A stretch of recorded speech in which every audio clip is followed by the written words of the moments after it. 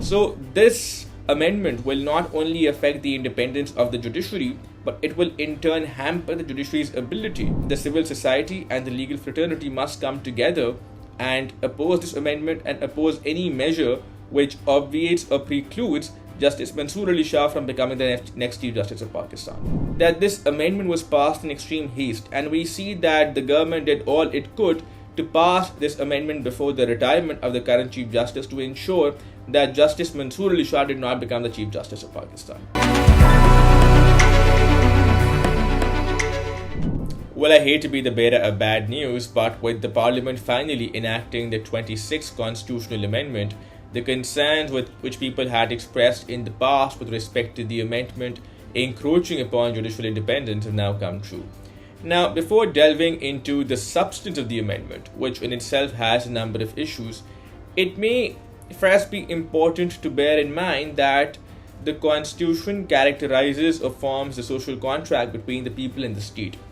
We have seen that the preamble to the 1973 Constitution also talks about the people who have come together to enact a constitution. Now, according to some judges, the preamble to the Constitution also represents a Grundnorm. And the preamble to the Constitution critically also talks about the independence of the judiciary. The preamble very clearly says that the independence of the judiciary shall be secure.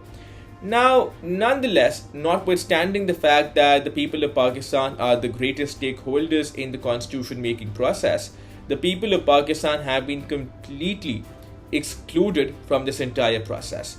We saw that earlier when the 18th Constitutional Amendment was being enacted, there was a 9-month deliberative process through which proposals were solicited from the public, and the public had a direct role and a direct stake in the amendment that finally saw the light of the day. Nonetheless, in this particular amendment, not only have the people of Pakistan been kept in the dark, but the representatives of the people also had no role.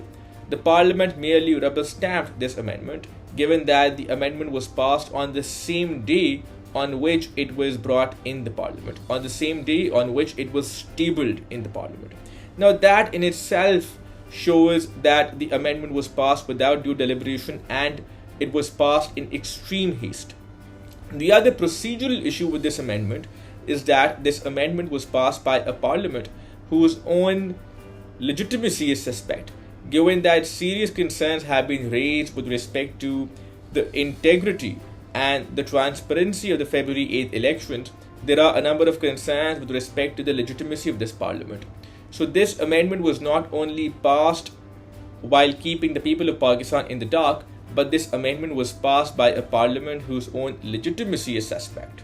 Now, even then, the government could not muster the required number of votes for the amendment to be passed, and as such, there are also concerns about certain parliamentarians going missing, only to be found from the Parliament at the time that this amendment was tabled in the Assembly.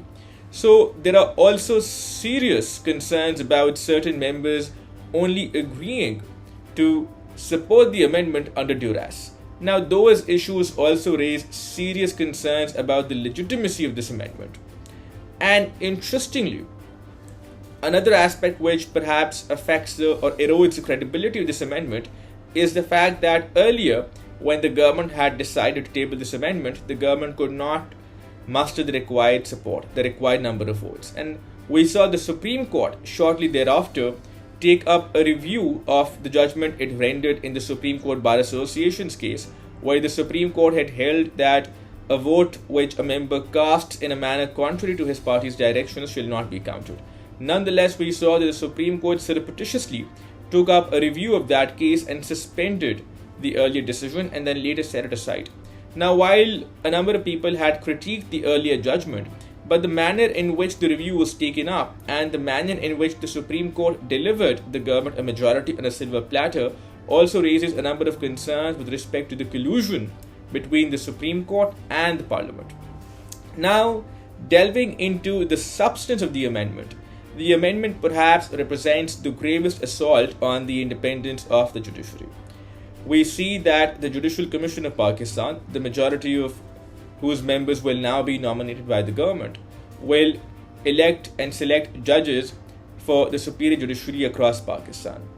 Now, while that in itself raises a number of concerns, we also see that the Chief Justice of Pakistan will now be selected by a parliamentary committee which also has a majority of government members.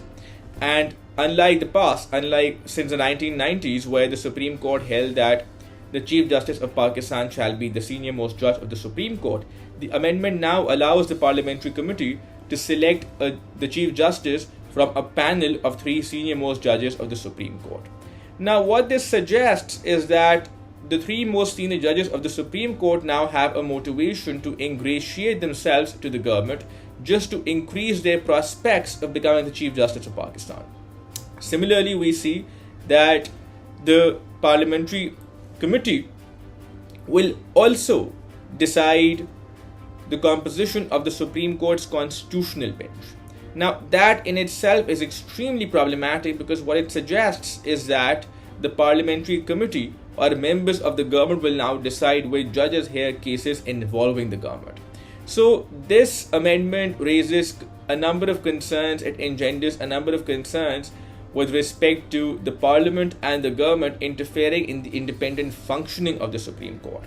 And in democracies like ours, in hybrid democracies or in new democracies, we've seen that the Supreme Court has an extremely important function in ensuring that the government respects fundamental rights and the government does not encroach upon the lives or the rights of citizens.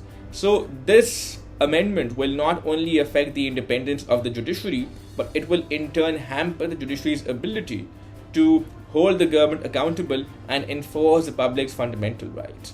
And as such, I believe that the civil society and the legal fraternity must come together and oppose this amendment and oppose any measure which obviates or precludes Justice Mansoor Ali Shah from becoming the next Chief Justice of Pakistan.